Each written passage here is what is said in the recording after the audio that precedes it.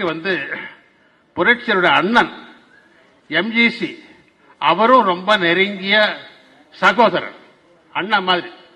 எனக்கு புரட்சி தலைவர் பொறுத்தவரை என்னை விட 10 ஆண்டுகள் மூத்தவர், அதை விட மூத்தவர் எம்ஜிசி. ஒரு மீட்டிங்ல இது நான் கேட்டு ரொம்ப அதுக்கு பிறகு அந்த பாயிண்ட் நான் எல்லா மீட்டிங்ல சொல்ல ஆரம்பிச்சேன்.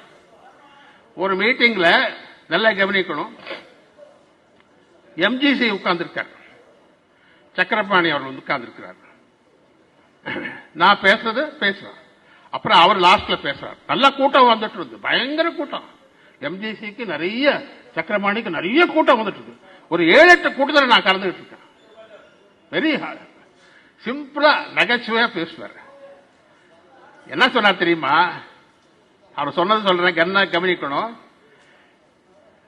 சகோதரர் நண்பர் அவர் சொன்னது, கருணாநிதி அவர்கள் எம்ஜிஆர தூக்கி வெளியே இப்படி வீசிட்டார். அவர் தரையில விழுந்திருப்பார். ஆனால் அவரை வீசின உடனே லட்சோபலட்ச தமிழக மக்கள் அப்படியே பத்திரமாக அவரை பிடித்துக் கொண்டு தலைவராக ஏற்றுக்கொண்டார். சூப்பர் கருத்து.